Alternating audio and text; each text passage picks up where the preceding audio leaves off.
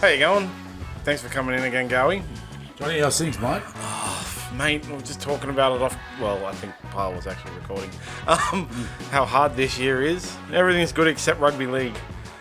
It's certainly the bookies will be getting a bit of cash, I reckon, because it doesn't sort of make sense. Some of these victories, but it's, you wish you could punt, say, 10 minutes into the game, because you could see actually what teams on, and you got your, because that's what it's coming down to. It's just, it seems like it's more mental than anything. It's getting yourself prepared correctly to play NRL for 80 minutes. And you mentioned that last time we were here. Like it's funny because it was I think round 6 or something, right? So 6 weeks ago. You mentioned like actually that's what the competition looks like, especially this year. Like it's all about the mental thing, and as punters, there's no way that we can know how well the team's prepared. You just do your best. That's the thing, and that's the hardest thing. You look at the teams and you see who's in the ins and outs and all the rest of it, but it's what preparation. How was their preparation during the week?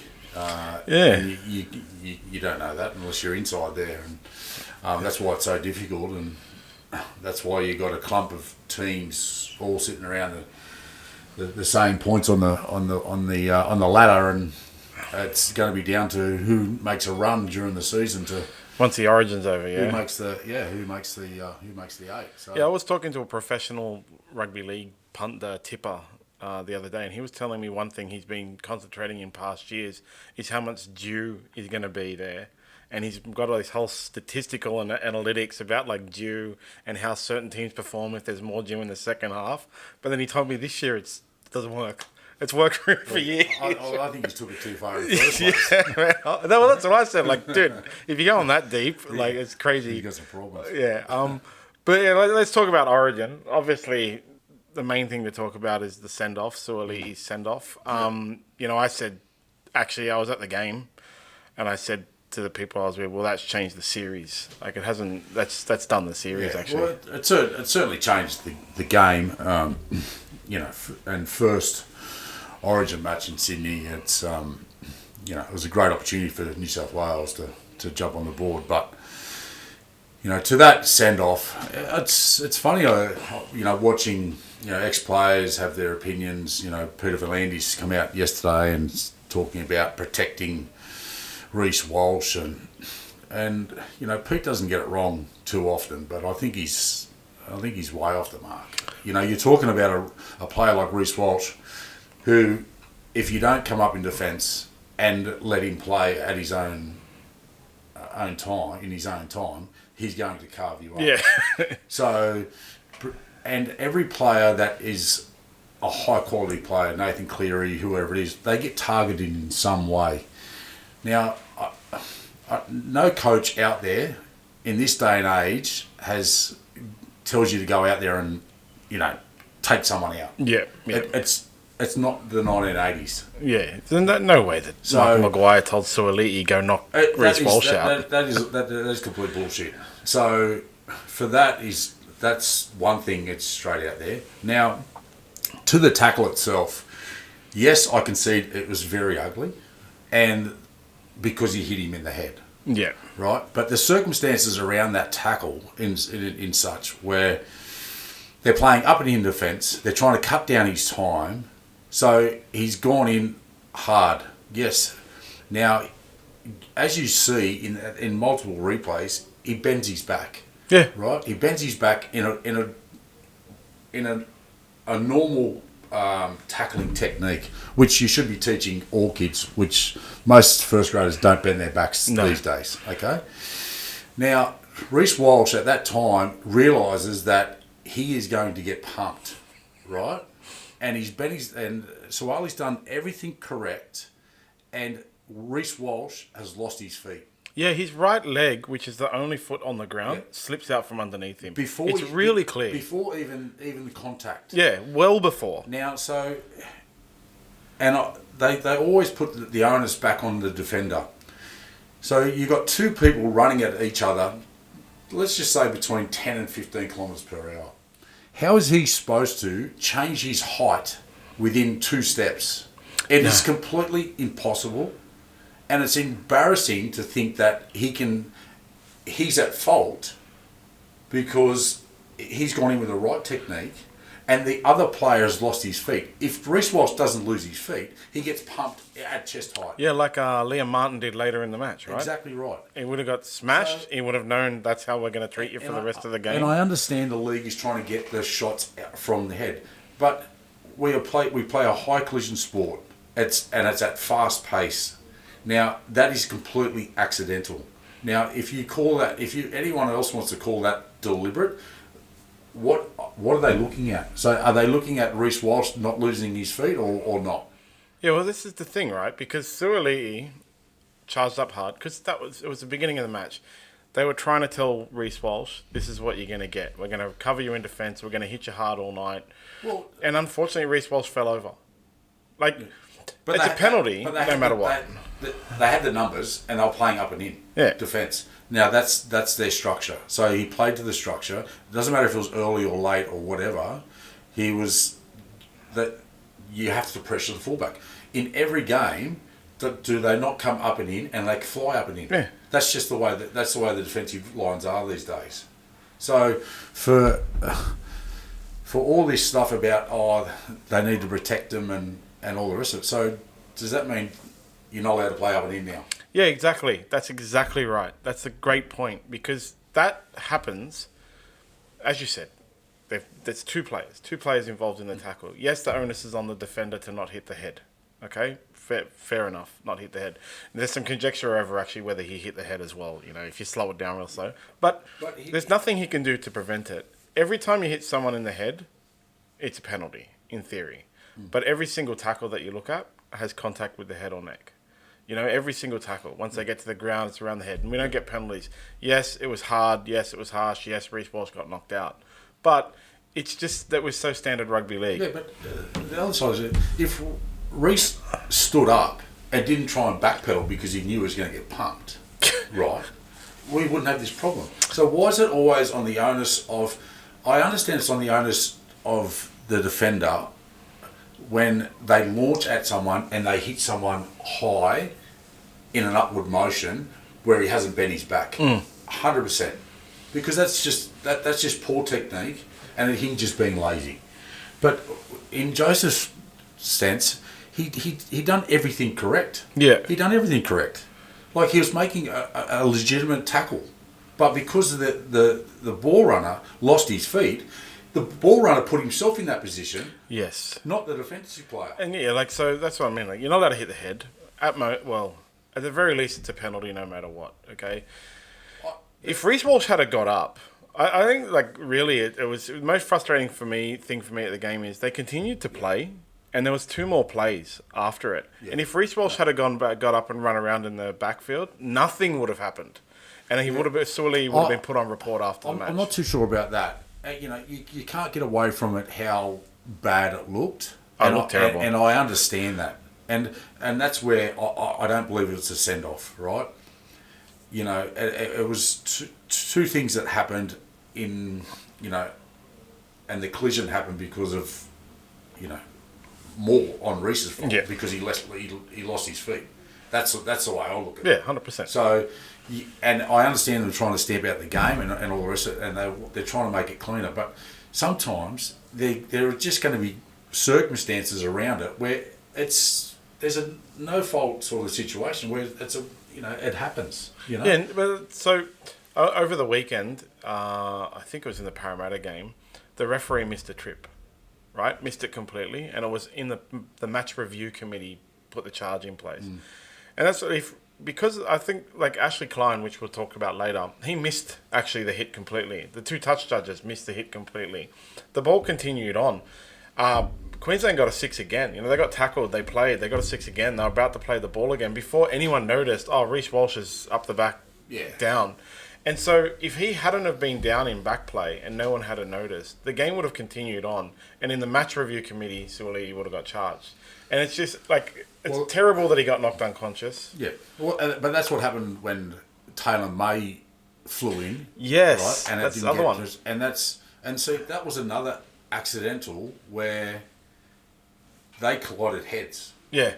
Now that's Head clash is the dumbest one. and that's reckless from Talon's. I get that, but in Joseph's side he wasn't being reckless. He had the proper technique. So that's where I'm astounded that no one's actually discussing that in itself. I heard Woods the other day on Matty Johns' podcast where Suarez looked away, and I was thinking, well, of course he's looked away because he's put his head to the side. He's not going to lead with the head. He's two steps away from contact. So you're as we're taught as kids, you put your head to the side and you hit with your shoulder first. Then you wrap your arms. Yep. That's a tackle from without getting knocked out. I was teaching double leg takedowns last night in jiu-jitsu, and that was exactly what I was telling everyone. Make sure you keep your head to the side. You're not going head first, are you? So it really hurt the spectacle of the game, and certainly New South Wales showed a lot of courage and defensively and so forth. Coaching side of things, Mads missed not putting Crichton to that right side earlier. After the first one, he should have known we need Critter on the right because he's such a great defensive player. There's certainly going to be question marks about Nico's game. He played a lot of crossfield stuff, and I don't know if the players were, they understood how Nico plays. Because he plays obviously on the front foot, looking for holes and blokes to run into holes, and all he did was run people out of their space, jumping across them and so forth. And and his kicking game was, it was like he was just trying to caress it to put it on the spot somewhere. And it's like he's got a slow release too on his kick, which obviously that brings more pressure to you because you're slowing your action, but. It's going to be interesting to see this weekend because it's... Team's named on Sunday. Stitched you up last time. Yeah. I forgot to tell you. Thanks, for everyone out there, I had Payne Arce in there, but Johnny ruled him out, so I had to change. But all the news was saying, but then, your team got posted the earliest. Thanks. Don't worry, I'll get you another one. One of those, but, but you got Mitch Moses, so you got Mitch Moses now... Is it going to be up to this game, or is Madge gonna put his bollocks on there and just go, mate, I'm sticking solid with who I first had, and then you got the question marks about Jake Javovic, who was unbelievable in a way. Defensively, he was unbelievable. No misses. His efficiency was 100%. But it's the attack side of things where Jake looks a little bit lethargic. He hasn't got the same leg speed as the other boys and the rest of it. So there's question marks about that. Half. Why do you think he was kept on the bench for the whole game? Just because of that? Well, no one's received any explanation. It's just a bizarre thing. But for him to play 25 minutes or 26 minutes or something like that, he made 25 tackles. So he tackled himself. It was ridiculous. But I think he was fourth on the sixth on the tackle count overall, or something like that. In his 25 minutes he played, he made more tackles than a bunch of the other players. Yeah. So there's. It's just going to be interesting to see what the makeup is of the team. Will Dylan Edwards come back in for Teddy? I'd have Latrell Mitchell straight in there just because if Latrell's head's right, and surely he knows himself. Playing for New South Wales is certainly a privilege and an honour, and you're not going there with not the right headspace. And he has got the ability to break open the game. Did you watch the Rabbitohs-Titans game on the weekend? No. Latrell Mitchell was phenomenal. Yeah. Got the first try in the 8th minute. Set up three more. Had to hand in 3 or 4 more. 4 tackle breaks. That's the Titans. Let's see if he does it this week. If he backs it up this week, they got the Broncos this week, right? You got to have it up in there. You got to have him in there. And so the thing is, right, with Latrell, we've hammered him on this podcast for the past 14 weeks actually. In the games where Rabbitohs have played some of the poorer competition, he's also been poor. But it was just the game on the weekend was that's how Latrell Mitchell should be carving up the Titans and it was like that. So we were like, oh yeah, he's. So, I don't know what's changed. Ben Hornby. Everyone just expects that from Latrell because he has the ability to do it every week. Yeah, he's such a big body. The way he plays the game, he's good. That's why he's one of the the class players of the competition. So sometimes it's unfairly because we expect so much of him. Yeah. But it's because the ability is there that he can do it weekly. Yeah. And at the end of the day, he should be playing a 7 or 8. And that's the thing about Latrell is trying to get the consistency to be one, like a Nathan Cleary. That when he plays, it's always at around the 7. He's probably one of the hardest markers of his own game, but it's probably between that 7 and 9. Most weeks, and that's what you just want out of Latrell. And he's like the whole year. It's obviously the Rabbitohs have gone really, really poorly all year, culminating in Dimitri getting sacked. And there's been a couple of weeks with Ben Hornby in charge. But yeah, there was something changed last week. If you go check out that Titans game, something changed. Their attitude is better. Latrell Mitchell individually, his attitude is better. Because in the previous weeks, he had weeks at fullback where he was running 84 metres total, 7 runs for 84 I was looking at some of his stats between him and Dylan, and you see he's done 12 runs. Dylan's done 20-something. Yeah, runs, exactly. 200 and something metres. And Latrell's but 80. also, they'll say that when you see Latrell and he gets there and throws it 30 metres to Yeah. the winger, so he can take it up. And you're going, mate. But this week, on the last week, he ran, I think it was 18 times, which is the most he's run all year. Yeah. He ran the most metres he's run. He ran more metres than any other player, I think, in his team or close to the top. Like I said, he scored the first try. He set up 3 or 4 of the others, 4 tackle busts. It was the Titans.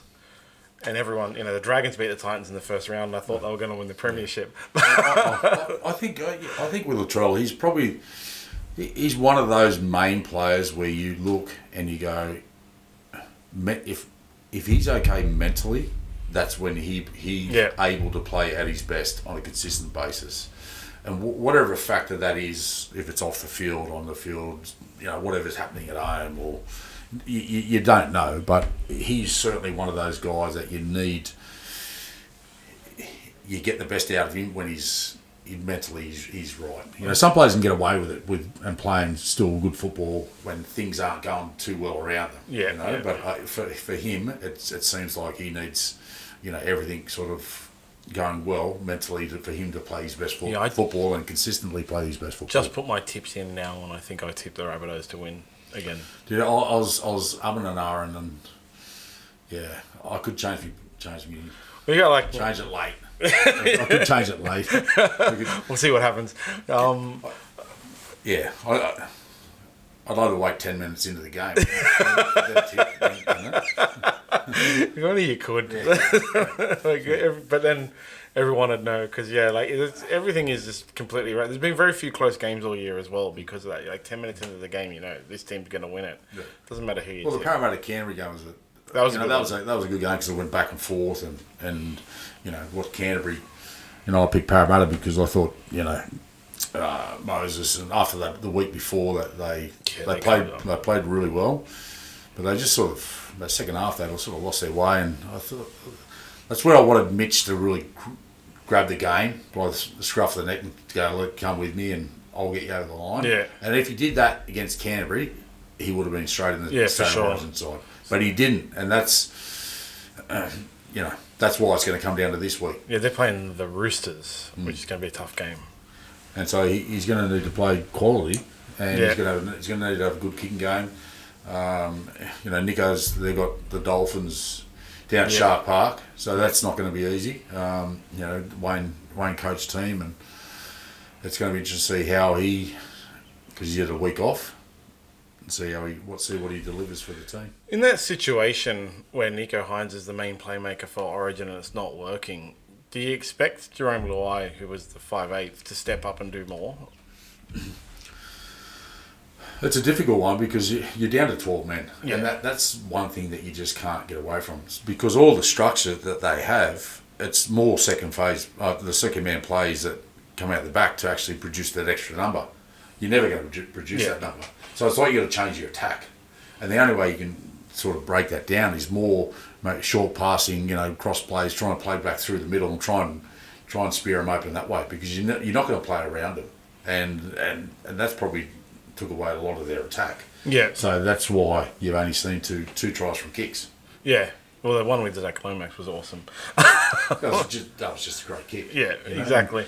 That's one of the things I think a lot of people aren't really understanding, because we concentrate a lot on defense when there's a man down. Like people say, like, you can't defend 13 on 12. You just can't. It's too hard. You get the overlaps, but it's also so much harder to attack, because you can never create an overlap. Well, you can, but the problem is that you've just sucked all the gas out of you to defend, because you're defending against 13, and then you go into attack where you need to try and front load again, and it's like at the highest level of playing, it's virtually impossible. That's one of the questions. To consistently do it for 70 minutes. Yeah, that's one of the questions that was asked to ask you, actually, from Dan, and it's about that fatigue factor, because we know, like, the game has changed so much over the years, reducing the interchange, trying to bring the smaller men into the game, back into the game. But it's normally like the last 20 minutes of the game kind of thing, where the smaller men can break open the game, right? But when you're down a man, how much more does that affect you earlier in the game, having to do all that defense? Well, if you look at most games, and whoever the team is that turns over the most ball in that first half, usually lose the game. Yeah. And it's not usually at that particular moment, it's in the back end, where it starts to break open, because it's the fatigue factor. Like, I don't care. There's not many players out there that can just keep motoring for that 70, and especially at that level. Because New South Wales had more possession. It was 53% to 47. Made less tackles, made more meters, and were tackled more in the opposition 20. And so that's like really the thing that I think. When did they get broken down? Yeah, that's the thing that people are really curious in. Like, at what point did having that 12 men on the field over the 13 have that big an effect? Because at some point it just went bang. And the start of that second half, they were on top. Yeah. But then the possession started to equal itself up. They made a couple of breaks, and then it started to break open the game. So it was at the end of it, because they've just sucked up so much gas. Yeah. It's just, I can't imagine how much harder it would be to do it, actually. Look at Reece Robson in the middle. Like, I would have went with Appy, but he was great. Like, you've seen some wonderful performances from some of the players. Like Liam Martin was outstanding. He didn't play much minutes, and he was so good. Well, I thought it was a Superman trying to tackle some of those blokes. Like he was like horizontal when he hit a couple of blokes. So Zach Lomax was great. They talk about blokes missing tackles and so forth and all the rest of it. Luai, I know Buzz brought that up, but Nico when you're scrambling, and especially like to defend on those edges when you got numbers coming at you with ball players like Cherry Evans and Hambasau at the back, like trying to come up with the right plays all the time. It's certainly hard to do. Never ever going to be a chance for New South Wales to win. Like, you can't find a game in history where somebody gets sent off in the 8th minute and that team goes on to win. Very rarely. Yeah, like 0.001%. It's never going to happen, right? And the fact that New South Wales ended up with more possession, and as you said, were on top in the beginning of the second half, but still got so dominated, should show to everyone just how much of an effect it had. Like I said at the beginning, I really thought straight away that's the series. Like, the series is now decided, because we got to go down to Melbourne next week after, whatever it is, and then go to Queensland to try and I don't think that. I just think it as a great opportunity. Like, if you think straight away, it's just straight a negative thought pattern. I'm such a pessimist. That's where, the way you process things, your head is the biggest part of the game itself. It's getting yourself right to ready to play, and it's just thinking that this is a positive for us. Yeah. We had one guy, Blake, go, and there was times that we had it all over him. And there's things that we can do better with certain situations. But It's like anything. That's why you play at the top level. Like it's to think that we can win this game. They could have won, and that was the score. The score doesn't flatter them at all because whatever it was, like 38-10. I don't even want to know, but they could have. If you were to look at it on paper, remove the score and show someone here are the statistics, they would think instead who won. They would think New South Wales won. If you fed it into an AI model or something like that and said, here are the stats, who won the game, the AI model would say New South Wales won, you know? And that's the thing, like that's what I took away from it most afterwards. Yeah, like 10 minutes in, I was so disappointed with my entire, bloody Origin again, like it's ruined me. I'm so sick of New South Wales losing. But post the game, when I looked at it more, I was like, well, they could have won. Actually, if they had 13 men on the field, you'd have to think they would have won. It's all hypotheticals because you don't know, right? But the way that they started, you know, we made an error. We gave them a 7 tackle set, then they come down and they scored. Like that was pretty poor. Yeah, that was pretty poor. Like we got beaten in the ruck. Cherry Evans went down the blind side. You know that was actually not that good. But to see what guys, the fight that they showed, but it just having that extra play gone, you just can't actually quantify because all your attacks out, then your defensive patterns are out. Like you're in a hiding to none, really. Yeah, but for me, I just forget about that. Just squash it, and then go in. And if I'm Madge, I'm going in with the players that he had originally picked, and you've got to coach a team to win. Yeah, and so on that, he obviously has to replace Suoliti because he's out for 4 weeks. And I think everybody is now on the Latrell train. Latrell's going to go in. Well, who do you put in? It's all Latrell or Staggs. I had one of my mates is a Bulldogs fan. He reckoned before that Carraz should have been in instead of Lomax. Well, he's pissed. Yeah, that's Sam, straight from Gowie. Jake Carraz has been going good, but come on. And then the suggestion after Suoliti went out was Lomax and Carraz. Yeah, well, let's just say he's stoned then. He's stoned. That's what I said. No way, man. Lomax is way better.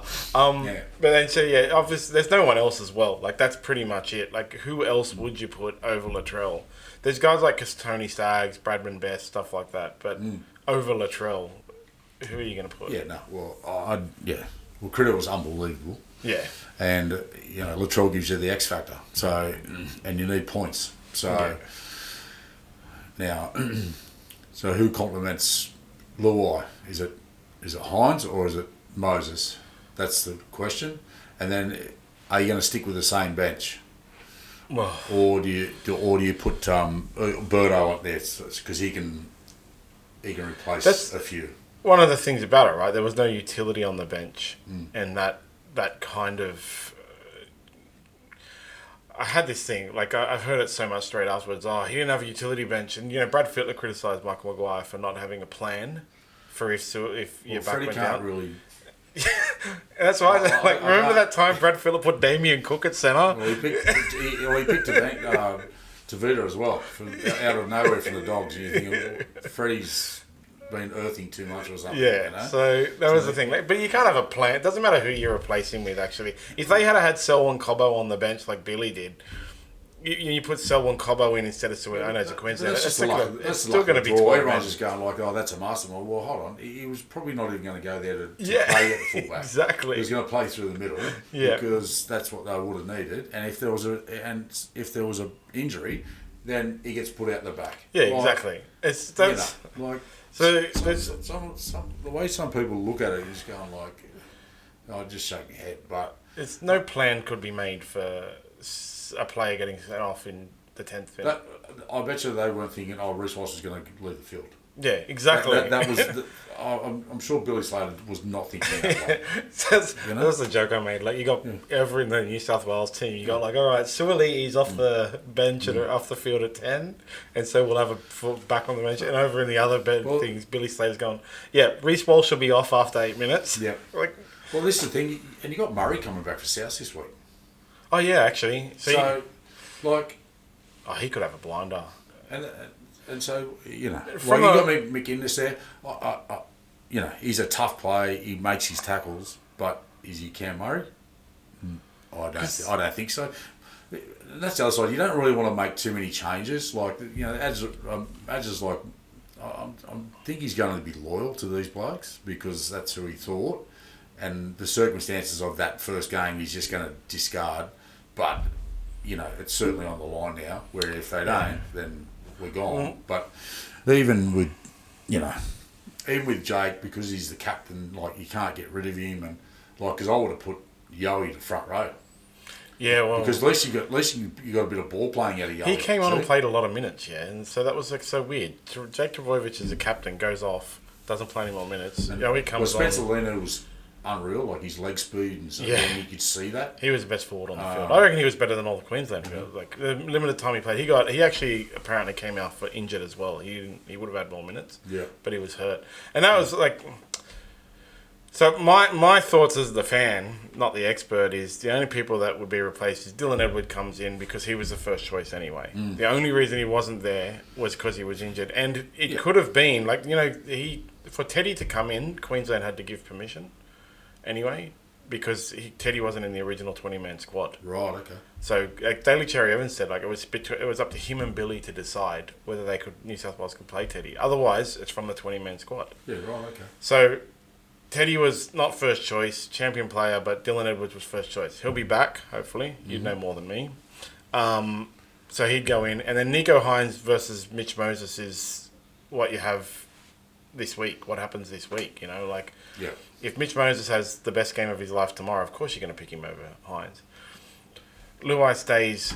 Some people are saying Luai should be dropped and Burton should go to 5'8". But I don't agree with that. Luai's the performances he showed for Penrith playing halfback over the last 3 or 4 weeks or whatever it is. Nathan hasn't been there. Has been since it's actually showed that he can play half. Look at what he put on the Sharks. and after that game, if I was the West Tigers, I was going thank because we're just outlaid 1.2 and we need a halfback. Yeah. We need a halfback. So they do. And they show that, but also he's doing it in the Penrith system. So that's the other thing that you still, because the West Tigers system is, who knows what's going on there. Yeah, we were talking about it this morning, actually. They're worse this year than they were last year. Last year at this point obviously that they weren't very good last year, but last year at round 14 they'd had 3 wins, and the Dragons were the bottom of the ladder. Now the Tigers have only had 2 at the bottom of the ladder. Only thing keeping Tigers off the bottom of the ladder for all year has been how bad the Rabbitohs and Titans are. When you go through seasons where you're not performing or the team's not performing, and it's hard. I've been there. It's ugly. It's not something that players enjoy.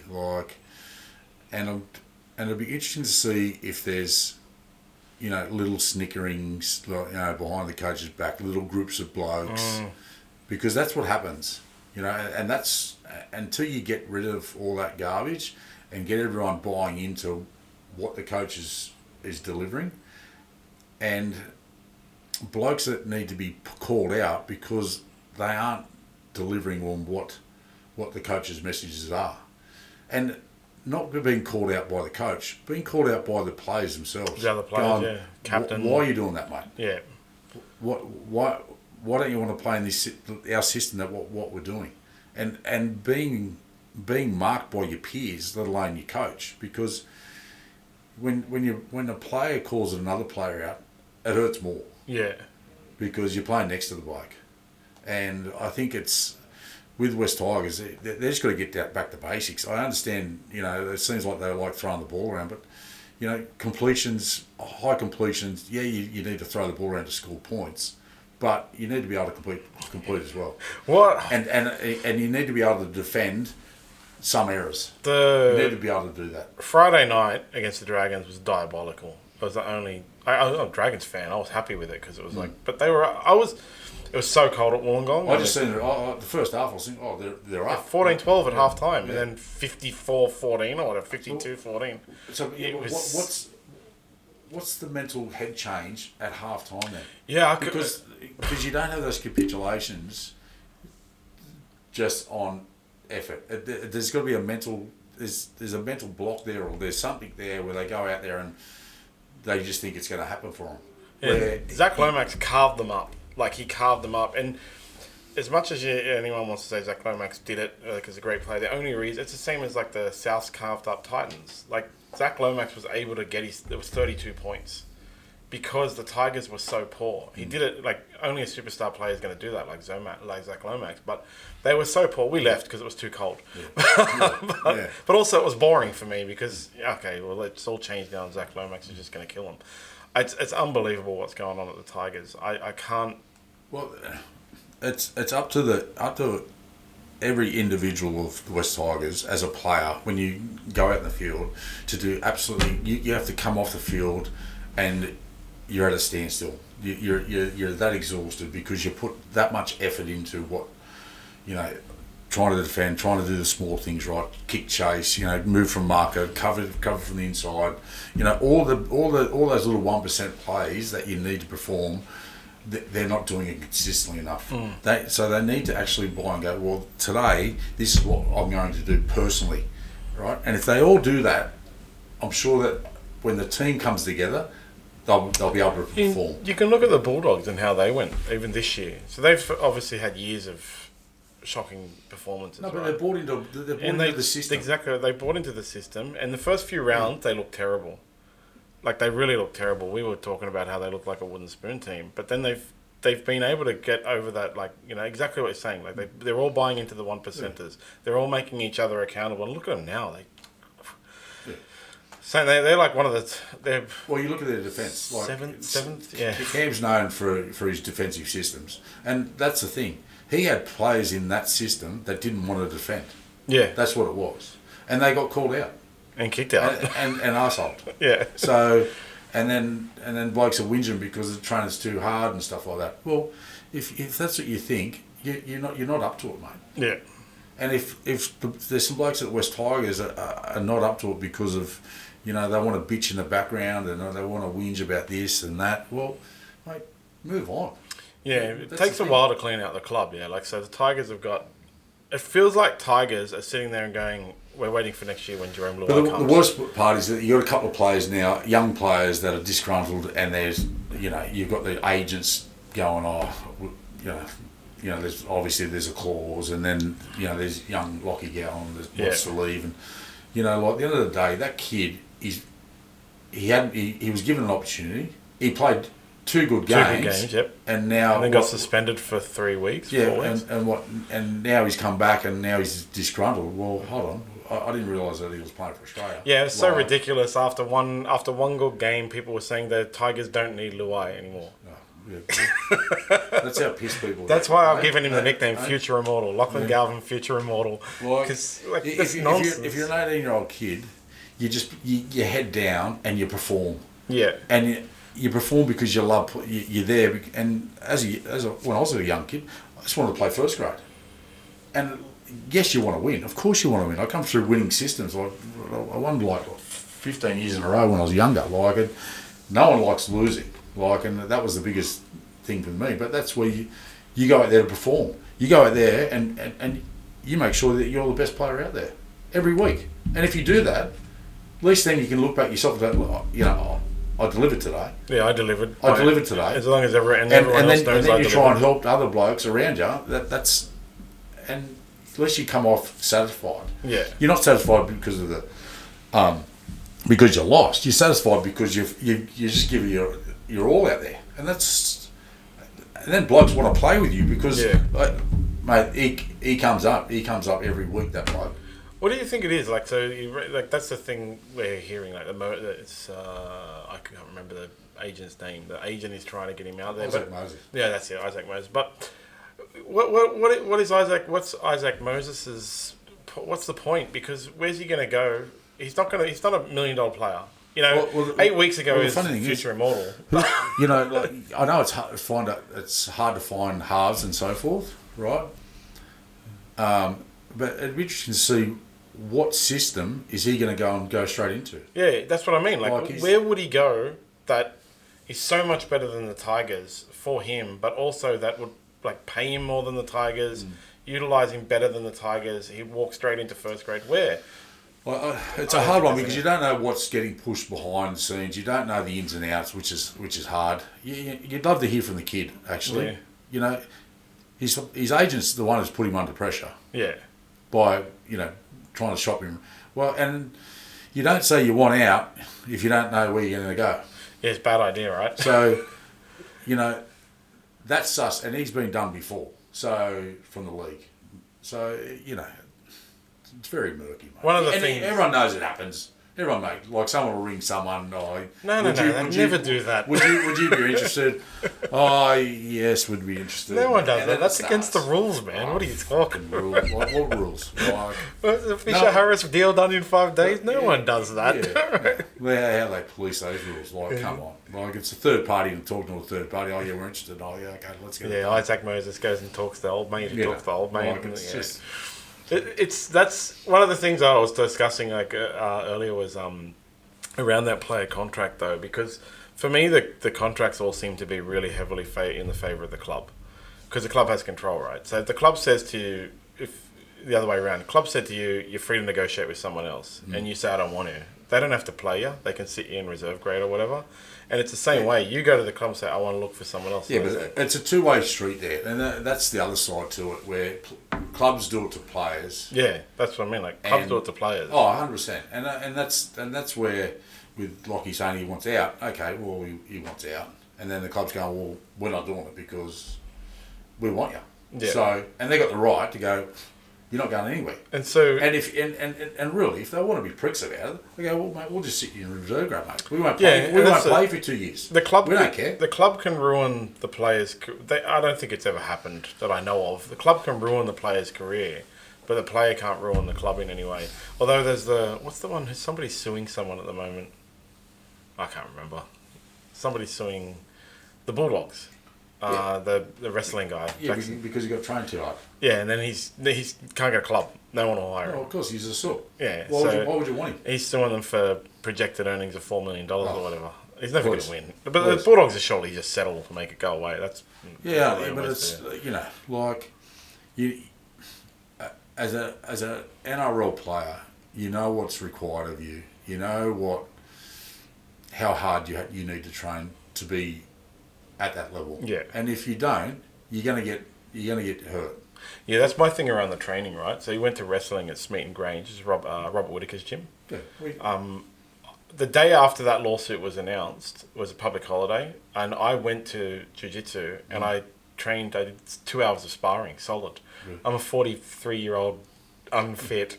I can do 2 hours. Well, you should be suing someone. Yeah, exactly. But he couldn't do whatever it was, 15 minutes of rounds. Right. Like it's like it's to me it just sounds like a money grab. Yeah. Well, that's it. So we there's always the mental anguish thing, right? They always have the mental anguish thing. You can't make light of mental things. You can never know, but.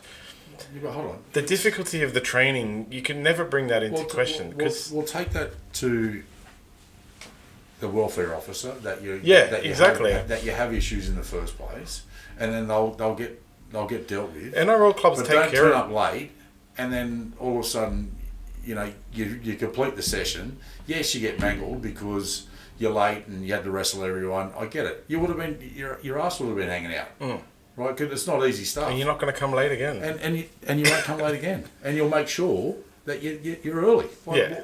I don't understand why people think, oh, I'll just log into training like 15 minutes before. You should know what time you need to be there, and you get there and you get yourself prepared. And so that's the Brandon Smith thing. Is he's not playing this week because he's been dropped because he didn't turn up to a playing meeting the next day. See, and one of the things about Brandon Smith is he's got a lot of like little controversies in his past, but he's taken ownership of it. He said, I should have checked the schedule. I assumed, because they normally have the day off after a game, I assumed we had the day off. We didn't. All I had to do was check the schedule and set my alarm. I didn't check the schedule. I didn't set my alarm. I missed it. My fault. Yeah. Well, I think, it's certainly a shot across the bow from the Roosters towards him. So it'll be interesting to see what manoeuvres they make. But they're losing a lot of quality players, and then if you lose him as well, it's only if they've got someone in mind. They're struggling to sign people actually at the moment. You don't normally see it, right? The Roosters. Uncle Nick never has problems. Well, they didn't get. Want someone, he'll get someone. They didn't get. I can't remember. There was a few. There was a few from this year. Yeah, they didn't get. I think he was just trying to pump up his cash. That was the weirdest thing ever, man. Like, definitely not. He made a public statement. Definitely not going to the Roosters. Next day, I'm going to the Roosters. Yeah. Next day, I'm staying at the Titans. Mate, why even bother? What a waste of time. Yeah, it was so bizarre. And it just does you, as a player, you'd be doing your head in, like thinking, and what was he manoeuvring for? Like, was it just out, just to, because he had the extension. Yeah, it was in his favour. He got to choose. Yeah. So what was he? It was so bizarre. No one will never know what actually happened there. Seriously. Yeah. And see, what do you think of Billy dropping him from Origin? Actually, speaking of David Fafita. Well, then what Billy does, he picks the players that he watches, and he watches closely, and he's very astutely. He knows what he wants in the team, and if the blokes aren't doing those small things right, that make a footballer a great footballer, who consistently do these small things on a regular basis, he don't pick them. It's as simple as that. And David hasn't shown the same as what he did last year. Yeah, he's I think he's been underperforming at the Titans, but it's just the Titans have been underperforming as well. Yeah, but even if they're underperforming, David is a player that should be the best player on the field consistently for that team. Yeah, you can't use it as an excuse. Just because your team sucks doesn't mean that you should suck. Yeah, and I don't believe it. Like, I don't give, he's $1 million player and all this. Like, he's $1 million player because they're willing to pay him $1 million. Yeah, right? absolutely. That's all it is. But he's a very good player. But with a bloke with that ability and the size and all the rest of it, he should be playing at a consistently high level where, he's regarded as the best player in that team. Yeah. Because he has the ability to do it. Who is the best player in the Titans, actually? Well, Tino, but he's injured. Yeah. That's true. Because at least he does it consistently. Yeah. He consistently does it at a high level. Yeah, he would have been picked. He was a walk into the Queensland team. Yeah, of course he was. Then unfortunately got injured. Yeah. And, so, all right, back to the New South Wales team, right? So, what about the forwards and the bench rotation? We talked about it a little bit, but is there changes there you would make? You would think they should make? Yeah, it's a tough one. It's a tough one because they all played well. That's the thing. When they were on the field, they did. I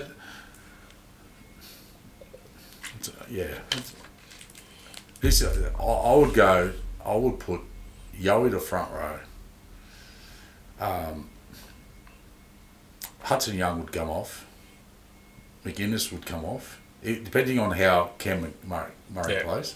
If Cam Murray comes out and just brains it with his quick player balls and all the rest of it, and South beat Broncos, I'd have Cam Murray in there, and I'd have Birdo on the bench. Yeah, because he can cover back in halves, and if he has to. I'll put Jake back I'll put Jake back onto the bench. Yeah, that's because I think with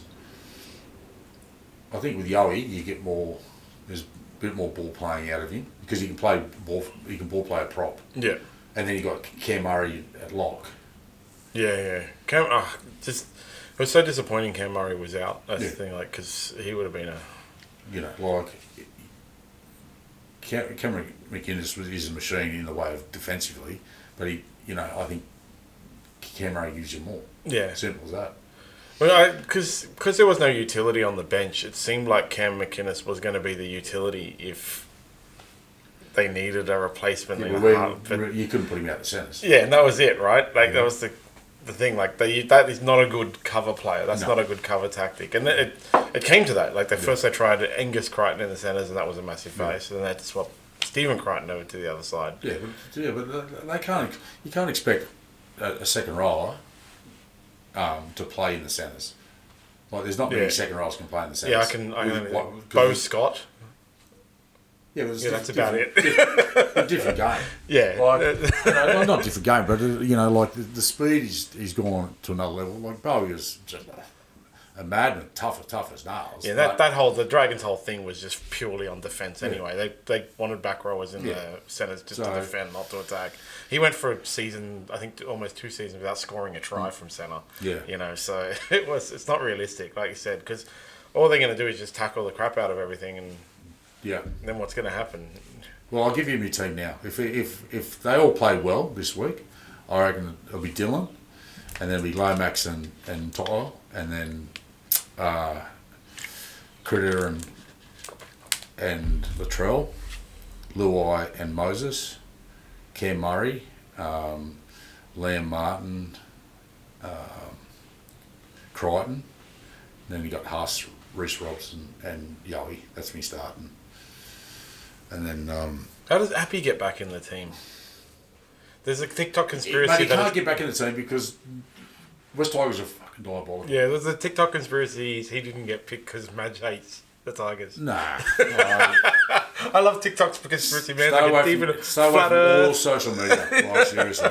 I get deep into flat Earth, and then, the moon landing was fake, and Appy and Madge hates the Tigers. Issues. Yeah, no, it's nonsense. But yeah, he can't because the Tigers just suck. That's the real reason. The Tigers are just terrible. And you can have guys like, he's basically their best player every week. But they are so bad. Yeah, but he's their best player, but then he's doing a lot of things wrong. But too, he's like, he's missed a lot of tackles because he's doing so much work. Yeah. And some of his options aren't as crisp as what they have been because he's trying to do too much. Now he's playing halfback this week. Yeah, that's. You know what I mean? Like, so he's on a hiding and none. And I feel so bad for him. What about Queensland? I don't know Queensland, but what about Queensland? So they've lost Reece Walsh. That's it, right? Yeah, he's out. What? What's he out?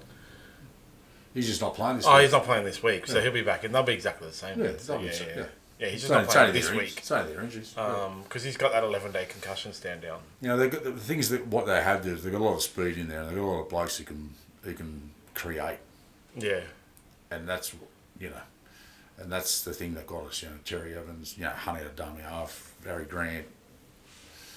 Having Sal at the back, Reece Walsh at the back, they've got a lot of creativity in that team, and they're very dangerous. Ben Hunt, Harry Grant alternation combo thing is just works like a treat. Yeah, and Honey at his age, he just seems like he's across the board. Like even Cherry Evans, they're probably. I don't think they've played better football. No, and you always wait for, as New South Welshmen, we always wait for the Queenslanders to retire, but it takes forever, and then they just bring in another guy. With the sports science that these boys have got today, consistently, and then guys at 34, 35, I think Honey's 33 or something like that, they're playing unbelievable football. Well, they want to re-sign him till 2026. At the Dragons, and he's open to it now. So I was at a Dragons event recently, and Ryan Webb, the CEO, said they've got one of the best hookers in the league playing at 7. When he plays at hooker for Queensland, Ben Hunt is ridiculous. Well, because what happens is when you play hooker, it simplifies your game even more. Yeah. You don't have as many options as playing as a half, and maybe that's conducive to it. But he's certainly a great number 7 as well. Yeah, absolutely. He's a lot of bitterness in the Dragons because of all the stuff, in Dragons fans, because of all the stuff last year about him coming out and literally saying, "I don't want to be at this club anymore." Yeah, but that's got nothing to do with, the fans. Like it's a work environment for him. Yeah, and if you're not happy in your work environment, even though it's a football team, and now obviously what Flano's done, he's done a great job there. He's made some changes. He's got some better players that come in. They're in the market. And now he's happy. Why? Yeah. Because they're winning some games. Like it's not rocket science. Just outside the 8. But because he's such a predominant player, they need him to bring blokes. Yeah. So and then if they sign him for another couple of years, well, hold on. Well, because it'll be. So he's signed until the end of 2025 now, and then they just want to extend him for one more year, which he's open to according to the news reports. Well, you look at because then he'll retire. You look at across the board. So you got Nathan at Penrith, Moses at Parramatta, Sammy Walker at Roosters, Cherry Evans Manly, Brisbane. You got Reynolds there. Yeah, Reynolds. Oh, he's injured now. Yeah, He's injured. Sean Johnson over at Warriors, Heinzie at Sharks. Melbourne have got Jerome Hughes. Yep. Like, you need those blokes. And then you look at the Titans, who haven't really got anyone. No, I feel bad for the Titans. At the moment, the West Tigers haven't got anyone. Like when you look at those, Canterbury really, Toby Sexton's in there. He's going okay. Yeah, well, since he came, because he was out, and since he came in, they're playing better. They're playing better because he's more of a halfback. Yeah. He's more of a But halfback. Phil Gould mentioned recently that they're trying to turn Blake Taff into a half. Hold on. You're trying to. Because they don't have what a negative that is for Toby Sexton then. If yeah, it's a bit weird to say that. Well, you might just kick him in the guts. Because they're all young as well. Blake Taff's a fullback, and I'll just make him into a halfback. Yeah, because Bulldogs were bad, not going well, and then Blake Taff got injured, and I can't remember the name of the guy that came up. And then they started playing well. Yeah. And then now that was one of the comments that Phil Gould apparently made. Well, fullback's been good. Yeah, I can't remember his name. I always forget his name. But the Hugh? Bulldogs are ridiculously young as well. That's the thing. So that's why it's really harsh on Toby Sexton, because he's so young. And so his expectation, and you'd think in his mind, I'm going to be here for a long time. We're winning now. Yeah. We're in the 8. It's possible for them to finish in the 4 at the end of this round, which is meaningless, but still. But saying that, what it does do, they're fighting positions. Yeah. And that makes it good for the team. So that's what it could be. That's what I was going to get to. Like, that could be the mentality Phil Gould's actually looking for. Well, you could old Gussie's been known to play with a few blokes' heads, Now Sexton's going to go like, I'm going to prove I'm the halfback forever. It's probably the best in the business to do it. Yeah. Mate, you know what I mean? And if it gets the right result, well, yeah, it's a master stroke. The only thing that's going to save the Tigers is if Phil Gould moves from the Bulldogs to the Tigers. No, that won't be You'll need about 2 or 3 million. Probably, yeah. I don't think there's anything that can save the Tigers, honestly. Gosh, can't wait. So, I sent you before the thing. We've got 2 main questions that people want to know. One of them is around Ricky Stewart, right? Yeah. So Ricky Stewart has been a coach since 2002, 2003, 22 years, right? He's won 1 premiership, which was his debut year with the Roosters. Mm-hmm. Since then, he's made, I think it's 4 grand finals and not won any of them. He's very inconsistent in his win percentage. And recently, in the course of 2 days, Brad Arthur, who has a better record than Ricky Stewart, was sacked. Brad Arthur made a premiership grand final 2 years ago, lost to the Panthers. And Ricky Stewart was re-signed for a further 5 years. Yep. In the fan sentiment, in the internet, on Reddit, on stuff like that, people rate Ricky Stewart as the most overrated coach. It's actually funny because it's a tie between him and Trent Robinson. Whereas all players, ex-players, current players, and media rate Ricky Stewart as one of the best coaches. A couple of weeks ago, there was a news article where one journalist was saying the best coaches in the league and listed Craig Bellamy, Wayne Bennett, and Ricky Stewart. There was a massive outcry on the internet. So what is it about Ricky Stewart that players and so on rate him so highly, but fans rate him so lowly?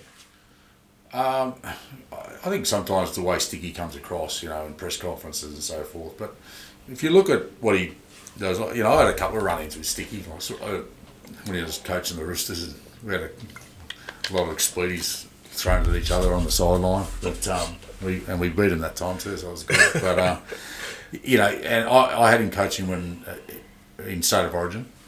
He's very passionate. He knows his stuff. He's very player driven because he's been a player, and he just fights for the, fights to the death with his players. Like he's in the trenches with you, and you know that the loyalty there from your coach is with you.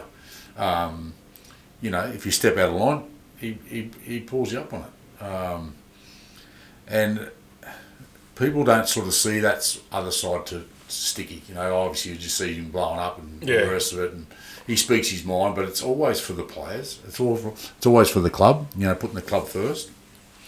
And obviously in Canberra, they've had a really good season this year, and thinking that they lost Jack Whiten, and they've brought some young kids through, and he's getting the best out of them. So, and the club like what he's doing.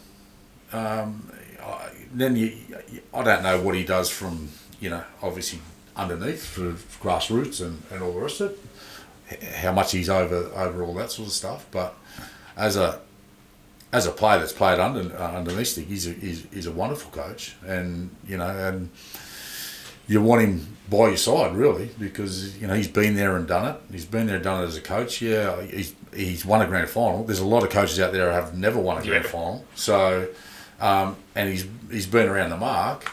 But sometimes you need the players too. You need the players to be successful.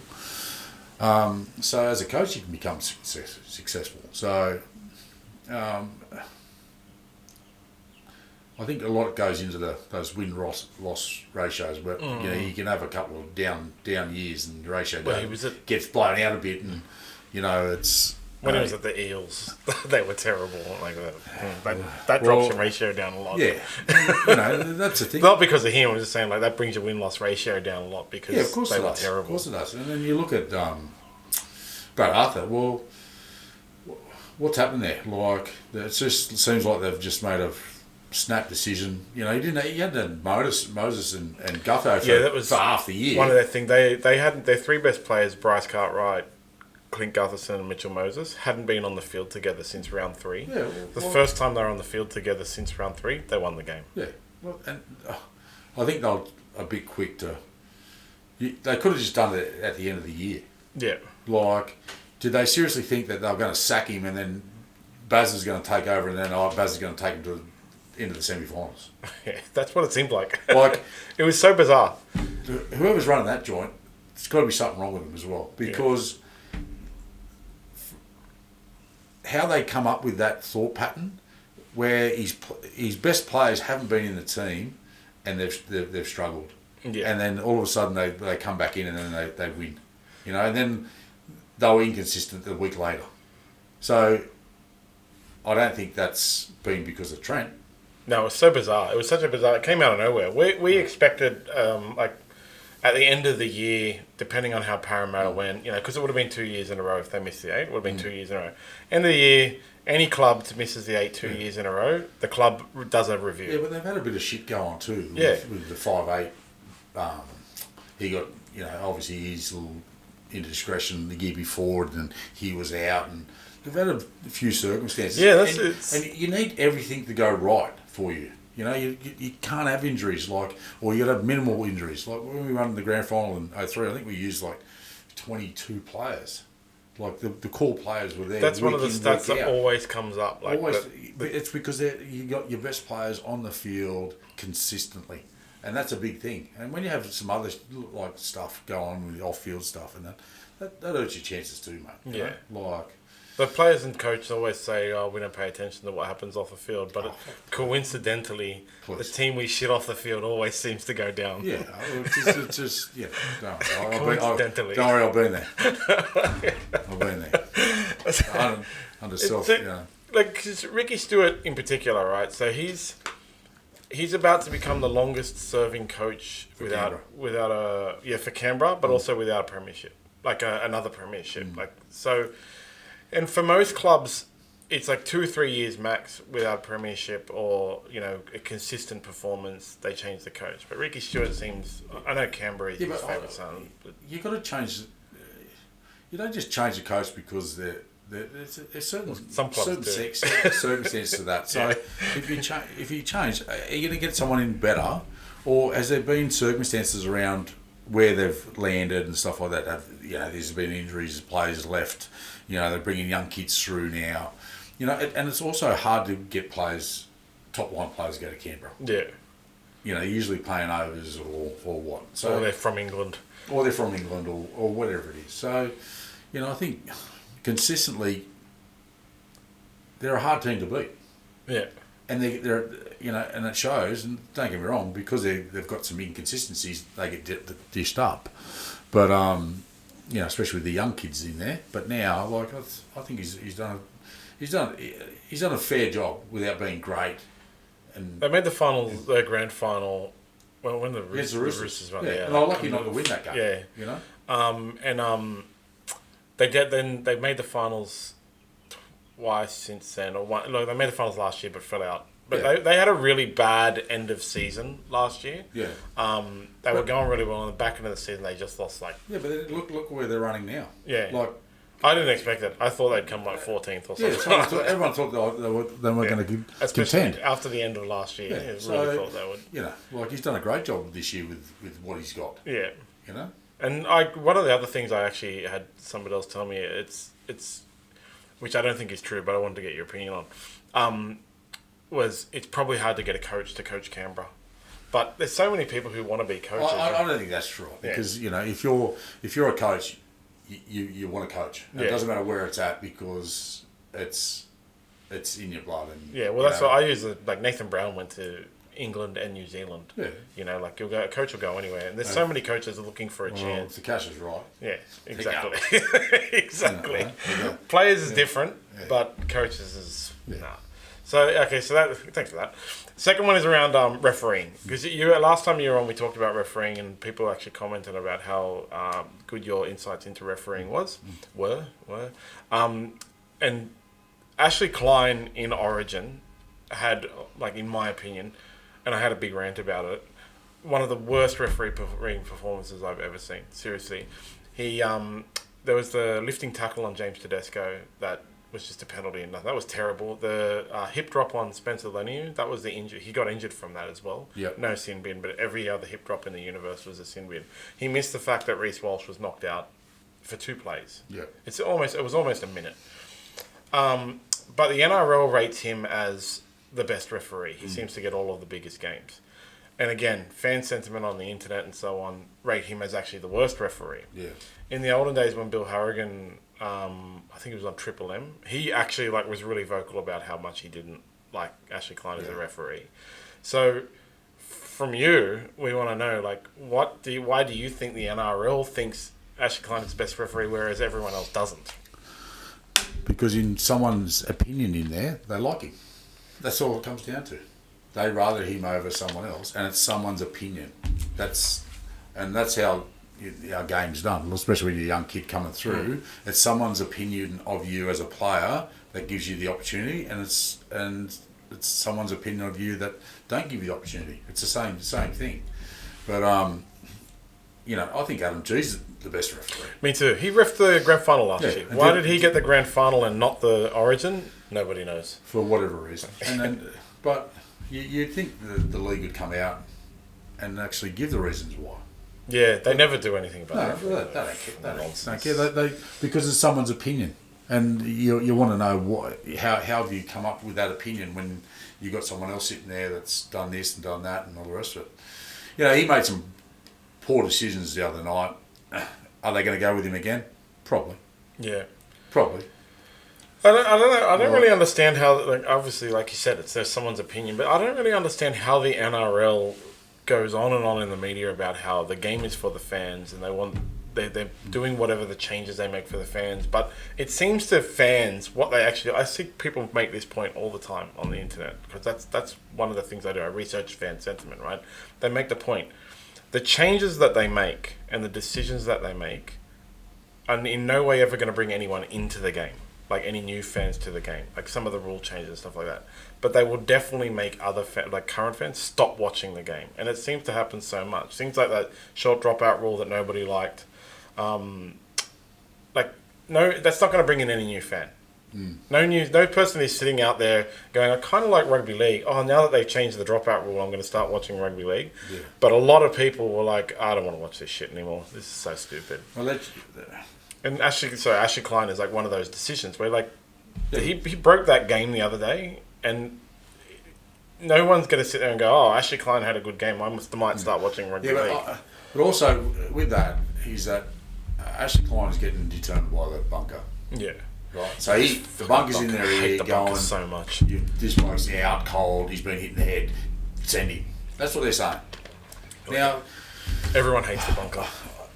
I don't know if this is controversial or not, but in players' contracts, I would like to see, because they're so worried about litigation, right? Yeah. That's why all this stuff's in. I'd like to see in there saying, some sort of clause saying, in regard to concussions and all the rest of it, the league will pick up the. That's me.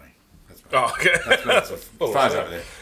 But they would pick up the medical bills of older players down the track. Yeah. And you'd be suspect to head knocks. And it's either you agree to sign on to it and you waiver. So you can't sue them. You can't sue them. Yeah. Right. And it's up to you as a player if you want to play that sport. Yeah. I know that some combat sports organisations have that in there, because obviously in combat sports you get punched in the head over and over and over again. Because in our game, things happen.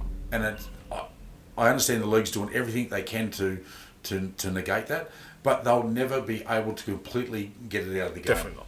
Because we're at a high-speed collision sport, and people like Reece Walsh slip over and gets one in the head. Yeah, you can. There was many years ago, Michael Wayman hit somebody really, really hard, good tackle, and they fell to the ground. I was when he was playing for the Dragons, and their head hit the ground so hard, they were knocked unconscious, right? And then, they were about to put Michael Wayman on report, but then the video showed it, come on. And that's the thing, like, no matter, as you say, no matter what happens, even if they made it so everybody had to always bend over, arch their back, bend over, and they could only tackle around the legs, someone's head can hit the ground, no matter what they do. Well, hold on, but even as a tackler, you go in and do a proper tackle, and in that split second, the bloke moves and you hit his hip and he knocks you out. Yeah, that's when you mentioned the head clash before. The Taylor May one. Yeah, Taylor May. I can't even remember which May. It was Taylor May on which race. So that happened a couple of years ago in a Sharks game. I remember where that was like the first occurrence I can remember of a player getting put on report or sin binned for accidental head clash. And I thought to myself then, I talked about a lot. What if it was your teammate? Because that happens. Yeah. Two going in for a tackle and a head clash. Yeah. Who gets put on report for that?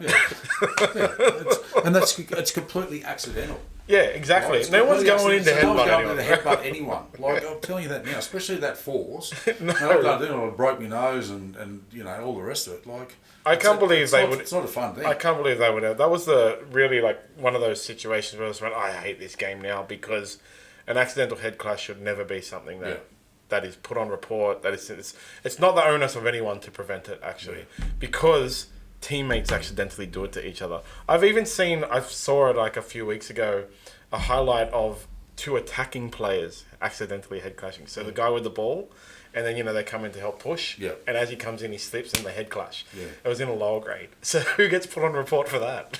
It's off its head. Even the other stuff with when you're back to the Origin sort of stuff, when you see when they promote the game and then they promote all the fighting. Yeah. Like you're going, hold on, you can't even do that now. Yeah. Like, I was just thinking, even the other day when Reed Marnie was mouthing off to Saifidi, I think, and he went to the bin, I would have put one on his chin. Because at least then you go, well, you're going to the bin anyway. So what's the difference? At least you're putting it in your place. I like the Reed Marnie thing, right? He's the grubbiest player. Right. Like Joey was. I don't think he looked too good when Heather was shoving up to him then in the. That's like Joey saying that'd never happen in the olden days because you get one put on you. That's right. And it's funny because I don't condone fighting, right? We've gone to a stage now in with all this how the world's getting is that you can't do it, right? Fair enough, but I think we're trying to make the game as safe as possible, but at the end of the day, our game is not safe. No, it's not. It's not safe in the way of people can get knocked out. Yeah, and that's my other sport that I really love is MMA. And that's when people say they should make these changes in rugby league. I say to them, it's not safe. Exactly that. It's not safe. People get hit hard. Why aren't you chasing boxing and MMA to take away punches? Because it's the same thing. It's part of the game. Tackling hard is part of the game. Accidental head clash is part of the game. It just is. Yeah. And you can change the game as much as you want, but those things will still be part of the game. Otherwise, it's not the game. Yeah. Otherwise, it's, touch football, Oztag. There are other games. If you don't like it, go watch the other games. Yeah, well, that's the thing now. Like when you're playing up and in defence now, do you just run in to touch them? I touched him. Well, because there's all that. They want to take away the kickoff. That is because in the NFL, I don't know if you watch much NFL, but because the ball is a different shape. Well, the kicker mainly did anyway, so they do a touchback and then they come back up. They can outrun the ball in the NFL from a punt, and the punt returner, because they have a specific guy for it, can put his hand up and take a knee, and he's not allowed to get tackled. Yeah. But they're going to play from there, do their first down from there or whatever. No, I get that, but usually it's not contested. See? No, it's just what I mean. I don't want the rugby league to be like that. Go watch another game if you want to take the. But the NFL never run and try and catch the ball. Oh no, definitely not. And I don't understand why. They changed it. It was changed to be like that. Yeah, right. So that was the thing. It was now changed to catch it as a safety thing. So they can catch the ball and run, but no one's really getting pumped in. No, they have the choice, which they do in the NFL. The punt returner can make the choice. I don't want to get tackled. Yeah. And so that's what they want to do in rugby league. They want to make it like that. And if you want to make it like that, instead of changing my game that I love so much as a fan, go and watch a game that has that. There are other games, because you're not going to MMA and saying take out the punches. Yeah. They don't change. The only rules they change in MMA, they change them to make them more violent. So they have the down rule, where if you have you're not allowed to in the UFC, you're not allowed to kick a person in the head if they're down. Yeah. Aljamain Sterling, who was the champion, used to do this thing where he'd put his hands on the ground as you're trying to kick, so you can't kick. Yeah, right. Yeah. And it's like he's gaming rules. So they changed it now. You're not allowed to intentionally do that, or you get kicked in the head. Yeah. Well, that's the thing. They just find loopholes. Don't they? Exactly. And so you shouldn't change the game to make it like, I hate to use the word softer, but safer. But they should change rules to cancel loopholes, I think. But I don't think they need to change the rules. They just need to close that loophole. There's a lot of the thing about the game at the moment. There's every year there's changes. Yeah. And for me, I like. When you do the dropout now, it's just play the ball. What? Oh, it's stupid. I hate it so much. It's bullshit. I hate it so much. You've just made a foul, pretty much, because you kicked the ball out in the full, or it's gone short. Yeah. Well, it's a penalty. Like, it's not just play the ball. It's so stupid. Like, because then you just do it because, there's an option, but you don't get penalised for it. I can't. I bet you don't do it if it's like 1918 and you go short and you miss. You go long, aren't you? Yeah, there was no. No one was complaining about that. But even this old disruptive bullshit. What, just because you stick your arm up in the air? It's only because it's the line of sight, so you're trying to make them drop they're the ball. I heard on the radio, everyone is chasing the ball until they realise they can't catch the ball, and then they're marking the man. No one is running to disrupt. They're all trying to get the ball. And if they realise, shit, I can't get the ball, now I've got to mark my man. They're not balking. It's not fucking handball. But who cares if they are? Yeah, and that's the other thing. Why does it matter? Don't worry about it. Because you're trying to make a mistake. So. Yeah, why does it matter? It's if they're jumping up and tackling the person in the air. Yeah, fair enough. It's against the rules. It's against the rules. But me jumping up and waving my hands or getting in the way, as long as I don't touch her. I don't know who came up with that one. Yeah, this is the thing, because they have the rules committee, right? With this, I don't know who's on it now, but I know that Wayne Bennett and Trent Robinson used to be on it. I don't know. Surely they're not on it now. I don't know. It was so unfair. It was so unfair just them being on it, because they get the rules changes months in advance to when it gets released to the club. That was their biggest issue, everyone's biggest issue with it. Why wouldn't it just go out to all clubs? And I don't understand. No one was complaining about it, so why change it? Every club should be notified to come in, because these are the rules explained. For sure. That's it. This is, and they should say, what do you think of these rules? And other clubs should go, that is fucking stupid. Yeah. The 10-minute dropout one is... Because they probably never change any rules, because they'll be all blown up. So. Yeah, the 10-minute dropout one is terrible. Like, it just made... They already had the 7 tackle set.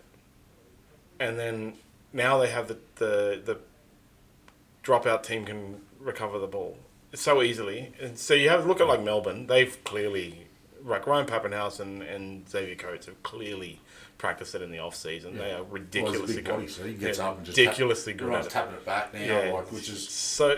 There was a game where Melbourne had to do 5 dropouts in the game earlier in the year. It was when Pappenhausen was in, and all 5 of them they got back. Yeah. So what? All that effort that the attacking team put in to get a repeat set, they're not getting repeat sets anymore. Well, that's the thing. It's changing that game. Well, you got to score. You kick them to score instead of just going But then it's a double-edged sword because if they get caught, then you go on 7 tackles. Yeah, exactly. So that's the problem. So you know what the best option is now? Get tackled. Well, run the ball and get tackled. That's what they're doing. They get tackled in the corner. That's the best option because you got to go 100. And that's actually the worst option. Yeah. That's the one that you don't want. But they've made the games. I can't understand who thought that was a good idea. What was the thought process? Who was complaining about it? And like I said before, I've heard it raised so many times. No one is sitting outside the game and going, I'm a bit of a rugby league fan, and now that they've changed this rule, I'm going to start watching it more. No. It's the product itself where you people come to watch because it's the physicality of it, and then there's so much skill. The blokes are bigger, they're athletes, That's why you watch the game. You don't watch it because of rules. Exactly. It's bizarre. It's and now if they backtrack and change it again, it'll just be even stupider. Oh. I don't think they've ever done that. But, they changed the 2 referees. You'd rather them go face up and go, we made a mistake there. Yeah, every fan would. And you know what? I think if they did something like that, other people, again, like people who are just on the cusp, would go, oh, cool, they changed it back. Yeah. I'm more interested in watching now. And you'll get fans who went, I don't want to watch this shit anymore. Come back. So I don't know why. I hate that so much.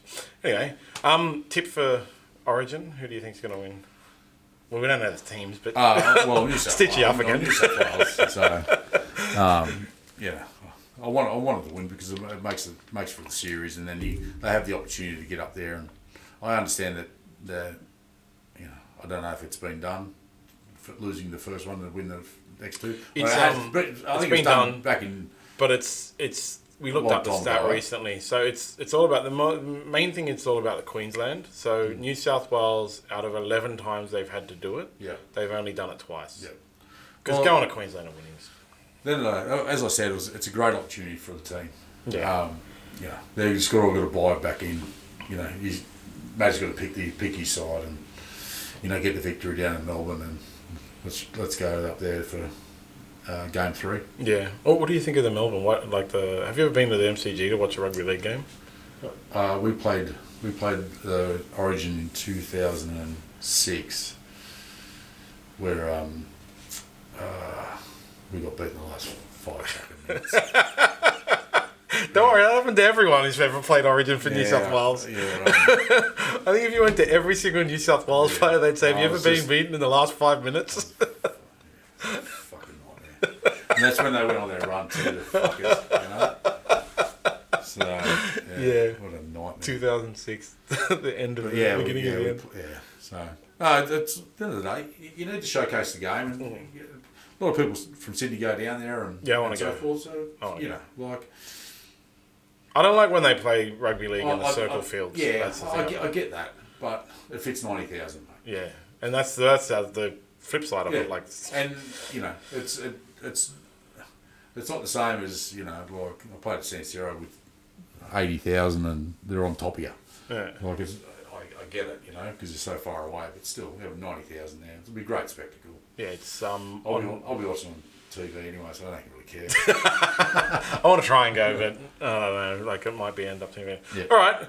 Thanks for that, man. That was really good. Thanks, always a pleasure, and we'll have you back on soon. And I'm going to get your Origin team off you for social media. Just make it up, mate. You're telling me lies. And your tips. Thanks, everybody. So bye.